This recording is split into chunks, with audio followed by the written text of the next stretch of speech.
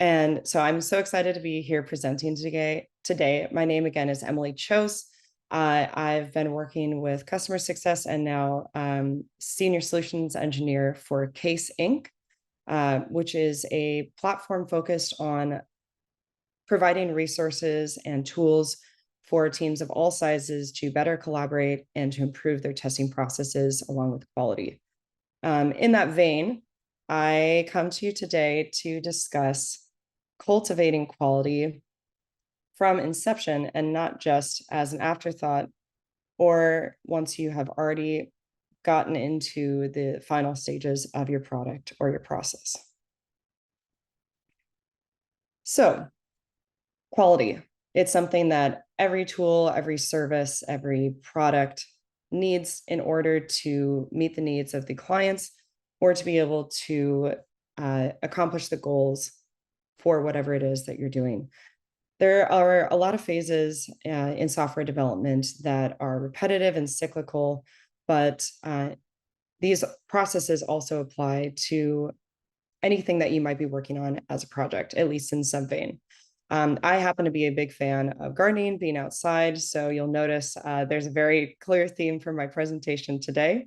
But the analogy I'd like to focus on here is those different phases, whether it is for a tool that's digital or tangible or service, will involve some level of planning and design, implementation and early testing, deployment and maintenance, releases, or different kind of harvests in this sense, and then retrospectives or postmortems.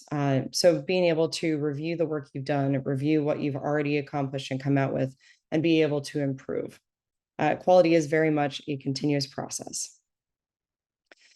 So in my little container garden, which is where I started, I didn't have a design. I didn't even have a larger space to put my plants. I just had a few pots and the hope to have a few little herbs or vegetables producing for myself and my partner to enjoy.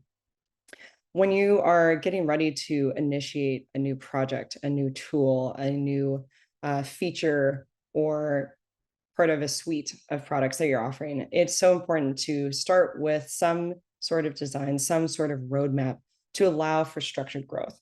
You may run out of room, you may find yourself running out of resources, not being able to allocate and grow each department or each group or aspect of the tool simultaneously in a way that allows you to be set up for success. I started with a blank canvas once I ended up with a space in order to create my little garden. And I tried to keep things somewhat contained so that I had room to grow and room for these plants to thrive. Now, we're in the software testing business, but there are also clients that I've spoken with who are mechanically focused for testing. Everyone who has experience that I've spoken with recognizes how important it is to implement this earlier on to help catch problems sooner, to be able to address them before they become so scaled that it's hard to really find your way back. This could include bugs or defects, inconsistencies in your data or inputs, like watering, a lack of resources like nutrients in order to prevent something like blossom rot, or resources like backend developers to help improve your infrastructure. There also might be a lack of scalability if some of your processes are not able to be replicated and able to be passed along to a team and newer employees or contributors. So again, it's so important to start with testing and to start reviewing quality as soon as there are tangible things there, rather than just waiting until the final product. For me, I had to start with dealing with some very, very persistent pests. So I found a nice little cage to encase my broccoli, which was particularly under attack. I found ways to add in different complementary or companion plants for my existing garden. So ones that didn't compete for different nutrients or for water. In this case, I've got some corn and potatoes next to each other because potatoes are a root and they will fix nitrogen or use nitrogen differently than, say, corn or the watermelon, which is behind it, which is above ground. As you can see here, I went through a phase of having to adjust my drip irrigation system, something that I did to help automate my resources, just like someone might automate testing to limit the amount of time individuals are spending. And it's always easier and more cost effective to, again, catch these things earlier, plan for growth, and plan to expand.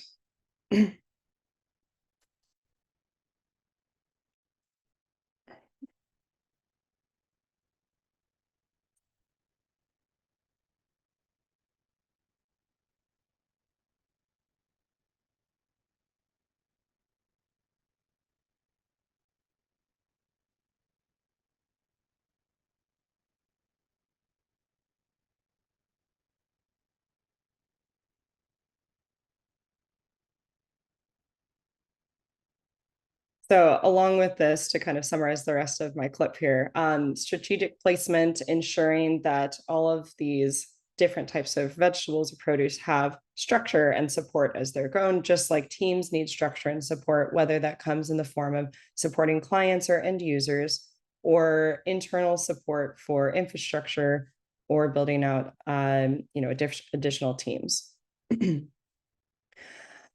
So I started a little bit late with my garden this year, and I got lucky because the heat held off until about the middle to end of June, and I was able to still have some success with my garden.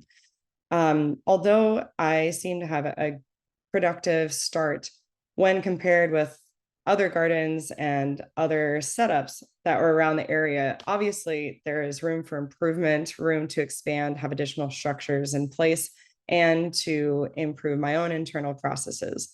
So some opportunities that I took were amending the soil, which started out very dry, unloved. It was basically a field of weeds. Different coverage techniques and methodologies can be helpful when considering how to improve your yield or to improve your processes. So you can see I had much happier plants once I added in some extra nutrients and resources. I also adjusted my drip irrigation framework, as we could call it, to be more efficient and allow more areas to branch off and deliver more water with a thicker hose rather than a narrower one I wanted to start with. I also, of course, added some technology, which this is a beehive automated water that attaches to a hose and allows me to remotely control water and add additional water and track the moisture. So there are lots of tools and different ways that you can leverage the updates and different methodologies, different case studies that people share in order to improve what you're doing. And it is a constant process of growth. So if you're having different releases, or in my case, harvests, it is sometimes more beneficial, I would say in most cases, to start smaller, make it easier to bite off and chew, reduce the lift for being able to make progress so that your clients or yourself, in my case, can see results faster and can have improvements sooner rather than being delayed. Often investing that time between longer releases can make it harder to make those changes when you've already invested so much into things that may or may not actually meet the quality expectations and needs for your clients. Finally, reevaluation is so key. Being able to make adjustments, change direction, in my case, change the direction of some of the vines that were growing and taking over the whole garden were so important, because even though I started off with space and everything became happy, having to adjust the water input and where those were all tracking was so crucial so that I didn't end up with a jungle. So again, cultivating quality is a process, and the sooner you start, the better your end results will be, including your journey along the way. Thank you. Right. Yay! Give a hand for Emily. Good job, Em. Thanks, guys. I want to go shopping there. Well, hopefully I'll have some to bring in next time I come into the office. I have plenty of zucchini. Skylar sent me one that's about this long that got hidden. Nice. And I have plenty of other analogies I could throw in here, but I tried to keep it fitting there. I see Kent's hand here. Thank you. I see Kent's hand. Okay, well, I'll jump in here. Yeah, well, this is a topic of interest to me. I've never really done much gardening, but I'm interested in permaculture and food forests. In fact, I have a website called Plant by Colors. It has some artwork in there. Maybe I'll just type that in there. Anyway, as we're talking, so I think it was Abraham Lincoln who said that if he has to chop down a big tree in 8 hours, he spends 6 hours sharpening his axe. So talking about preparation there, I thought would be an appropriate thing there. That's a great analogy. Yeah. Yeah. I did have a couple quotes at the end, but essentially from my perspective, oops, and grab my slides again. You can't go back and add quality to your processes and to early phases. And so it's so much easier to just prepare and include that as part of the process from inception. And I think this is a potential mistake that entrepreneurs, smaller companies, people who are exploring new areas or a new field, new product, it could be a very easy pitfall to fall into because you lack the experience and the knowledge of these kind of tips and tricks, either from collective knowledge at a larger organization or just from your own personal experience. I always have loved to play with efficiency, even though I didn't have the engineering background. My mom was very, very keen for me to go study that because that's just the way my brain thinks. And even with that, I don't always know the most efficient way when I start something new. And so I think that really translates to different processes and leaning on external resources or knowledge or research, or just if you want to do trial and error, tracking that so that you can see like a retrospective postmortem, what has worked, what has been okay, but there might be a better way to do it because it's not quite what you're expecting. And the more frequent of those checkpoints, the easier it's going to be to pivot before wasting a bunch of time, energy, or resources. Real quick, if I can jump in one last time. So I just found this today, Work This System. It's in the 4th edition, and it's about how to get your business, have a procedure for everything in the business. So like if you're talking about like how to plant things or how to weed things or how to add fertilizer, pesticide, whatever you're doing or not doing, you could have a procedure for each one of those things that you could turn over to like some guy off the street who could do it. And that way you kind of like get yourself out of the business and just collect the money, you know, maybe once a year, revise it as things work or don't work. But that I found that pretty interesting. Anyway, so there you go. No, I think it's a great point. That leans into scalability. If you are the bottleneck and you are the only person who can do a process or can accomplish something, it's so imperative to build tools so that as you grow, you can delegate or you can bring other people on to help with those processes. Absolutely. Eva? Yeah. Get this to unmute. Okay, there we go. So who are your top 3 competitors? If I didn't hear that, I'm sorry, because I did get interrupted at one point. No, we did not discuss that. I would say the most known in the industry would be TestRail. They've been around a long time. They lack dynamicism and being able to pivot we're still a startup. Qase has been around for about 5-ish years, and we're very nimble as a team. And there's been a priority on development and resources to be able to focus on the end user.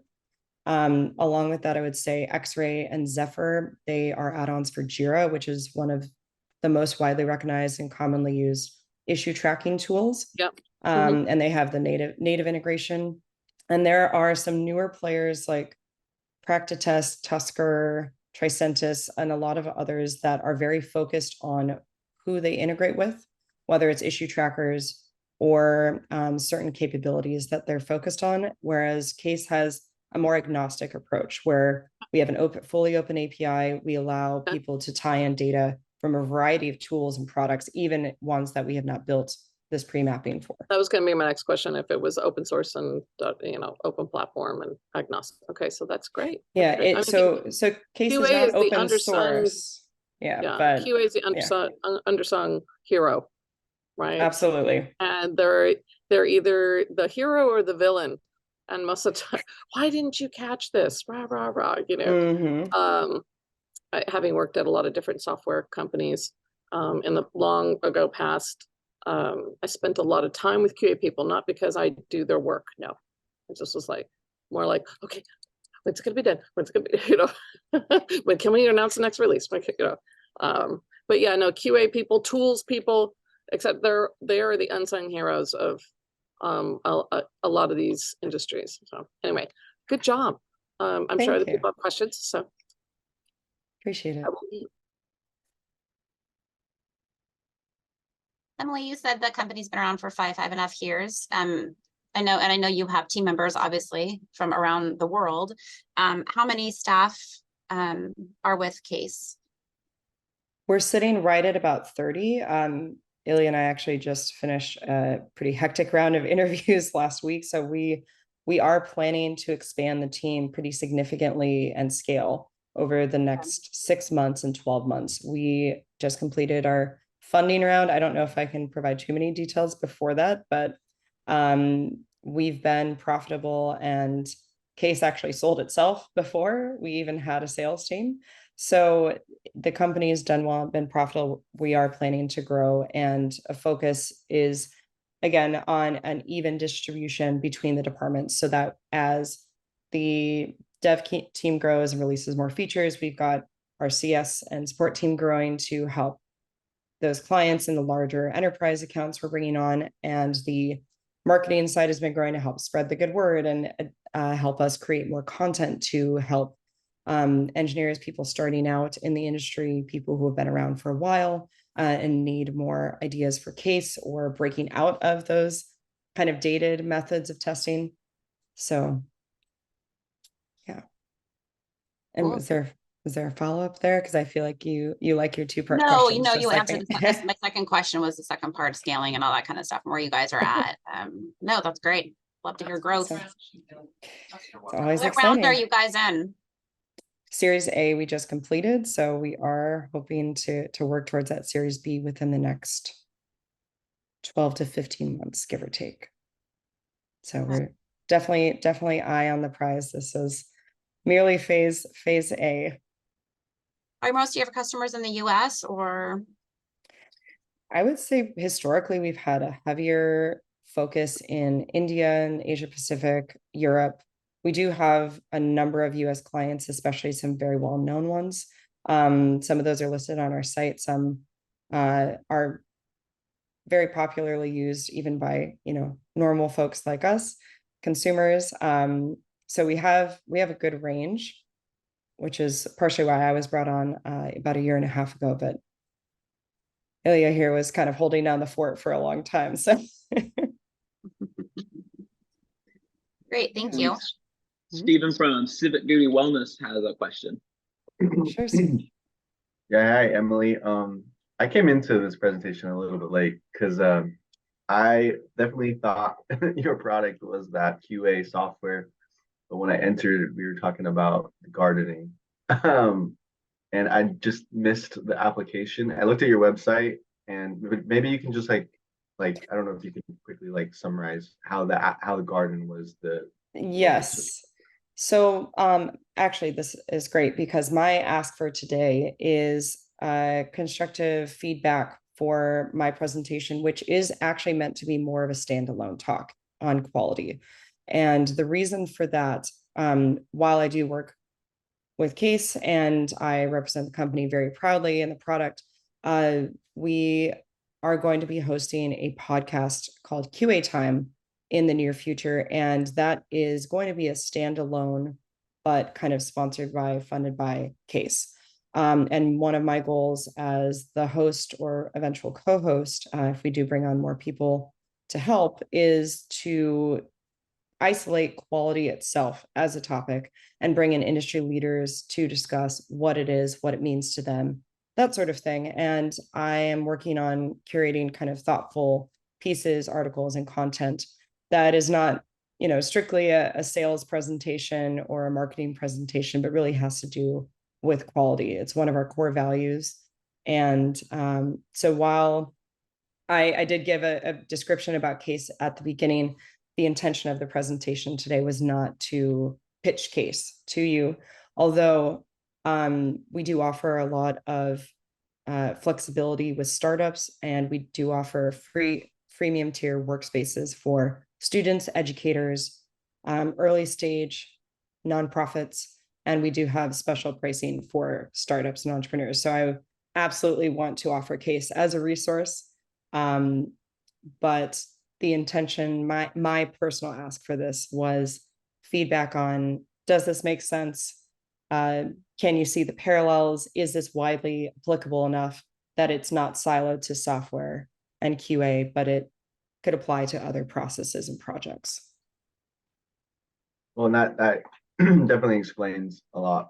I think that makes more sense. I check off two of those boxes. So I'm both an engineer for quality assurance section in the state of California.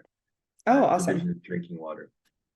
Yeah, it's so I can see that application. We use Azure, and we also have our internal tracking system. But Jira is obviously, like you mentioned, a big player in that field. So I do like your website, beautiful website, and I thought that it was creative to apply it to this gardening concept. I did see the parallels. Thank you. I will happily take that compliment back to our marketing team. They just did a big refresh in the last month. So they've been working on making sure the messaging is applicable and interesting, and really doing the product justice. But yeah, I'd be happy if you wanted to connect offline or chat any further. We do actually connect with Azure and a number of other trackers. So if you're curious to learn a little bit more, I'd be happy to send you something, but no pressure. Well, I'm also a startup person, and we don't have a software project management tool yet. So that we are way better than spreadsheets, and you can use the platform for free up to 3 people. So, and we offer complimentary users as well, just read only, so that anyone on the team could have access to see what's going on. So we could certainly make your life easier. That was also the hope in kind of spreading the word about Qase. We'd love to be a resource for anyone in the community who, even if you have a mechanical or physical product and need to document things like testing or progress with that.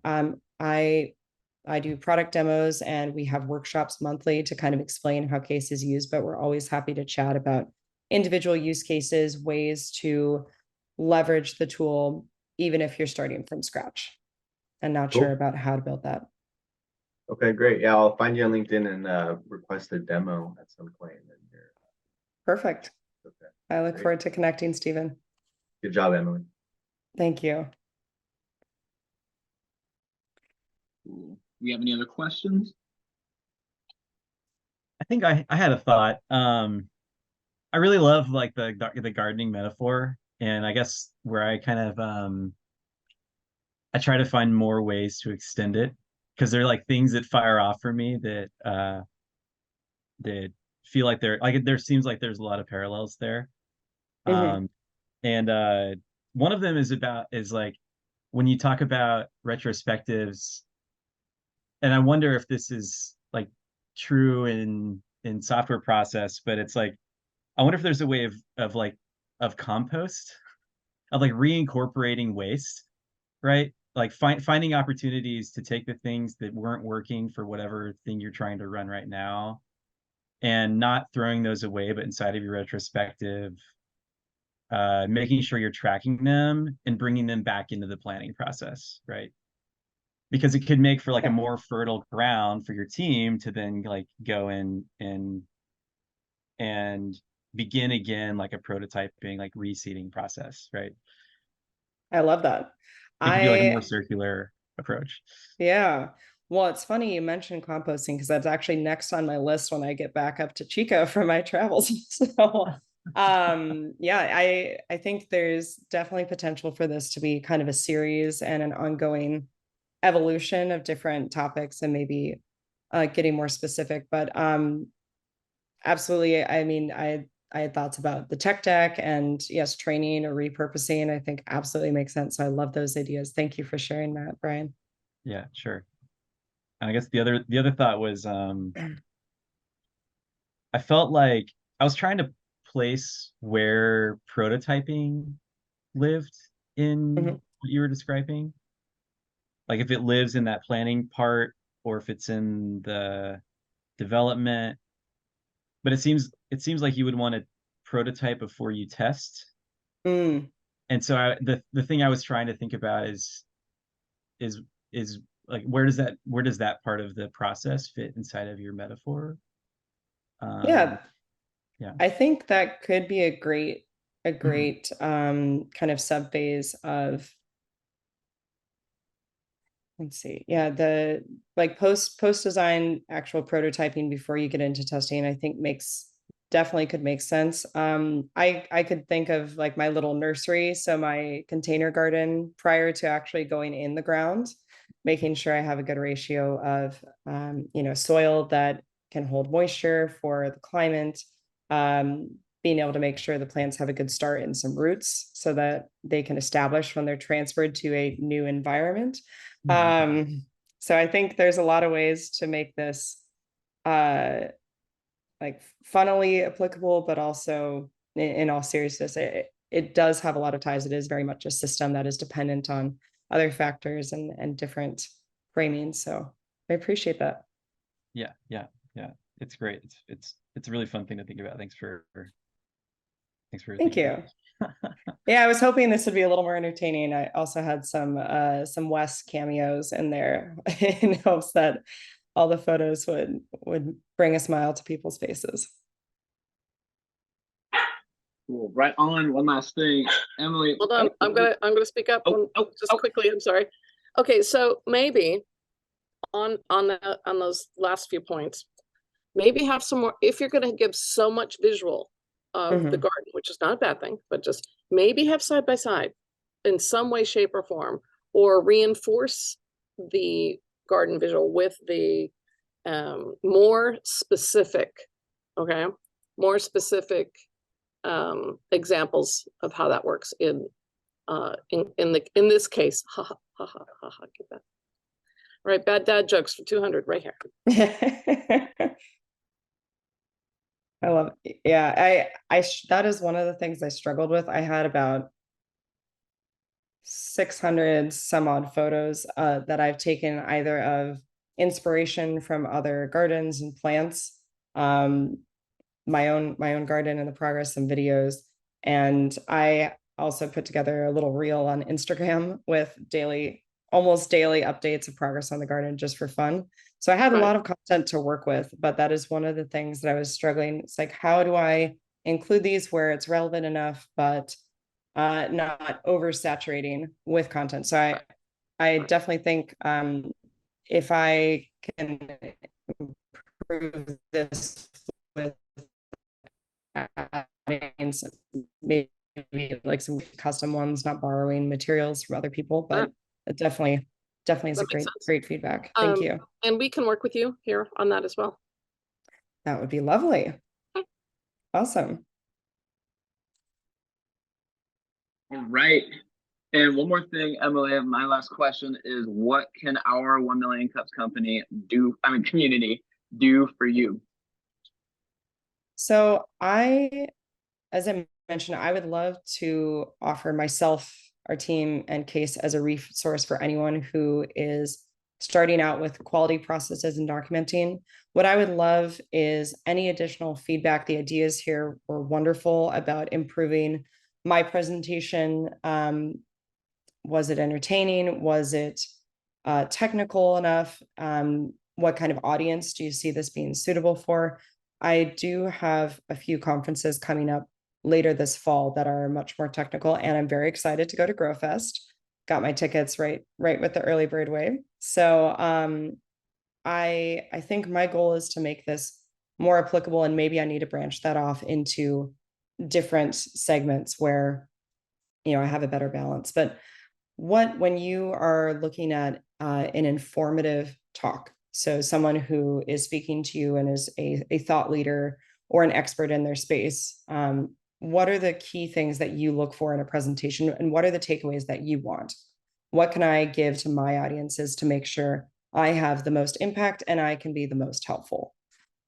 So I'd love for anyone to connect with me on LinkedIn or Twitter or email, and would welcome any feedback or ideas you might have for me, or just to connect and nerd out about plants or making homemade jam or traveling, whatever it is. Awesome. Let's give Emily one more hand. Thanks, everyone. There we go. It's been a pleasure. All right, I'm gonna wrap this up, and then we will be good to go. One other comment, I guess, because I guess she was asking for things from us. When I was listening to your pitch, our biggest thing for the state of California is that the audience that you're presenting to is a combination of usually a program, which would be like the subject matter experts, and then it would be IT. And I think navigating the waters of who's the actual decision maker is the hardest part. And generally the people who want it, the IT people they're not going to necessarily be the people who need it. And even having multiple tracking methodologies, a lot of times I've seen often there's more than one in an operation. So we manage like a $5 million annual web application. We use 2 tracking methods. And we actually have a third internally, which is an Excel spreadsheet. So I'm sure there's different points you can sell to depending on how you frame it. And I think honestly, the program subject matter experts might be the easiest because they really just need to get that demo. I'm thinking, depending on how you guys are able to close the deal on that. But taking it to the layperson, they're the people who need it, and they're the person who drag their feet on implementing the solution. I really appreciate that. Thank you. Yeah, you're welcome. Good luck. Appreciate it. All right, y'all, we did it. I'm gonna go ahead and wrap us up, and then that will be that. Again, my name is Nicholas Stamper. I've been your host and organizer. I would love to thank our chapter lead, Eva Shepard, for having this event for us. Up next, I'd like to thank our community sponsors, Chico Start, GrowTech, Global Entrepreneur Network, Build with Ferguson, Orcal SBDC, and Startup Grind. Here are some of our events coming up. Again, we cannot emphasize this enough. GrowTech Fest 2023, October 11th through 12th, both days at the Sierra Nevada Big Room. Early bird ticket sale and August 31st. It's coming up. And then later this afternoon, GrowTech hang with the Chico Chamber Young Professionals Organization at the Commons Social Emporium from 5:30 to 7. I'll be there with the rest of Chico Star representing. Come check it out. And then also we have the local job fair Wednesday, August 30th from 3 p.m. to 6 p.m. at the Chico State BMU. Right. As always, I would like to thank all of you for joining us today. Sign up for our newsletter at our website at womancups.com/Chico. And I'd like to leave us on this final quote. All good ideas start out as bad ideas. That's why it takes so long, from Steven Spielberg. Pretty small director. I don't know if you've ever heard of him. But yeah, there we go, guys. I'm going to stop sharing and the recording will be good to go from there.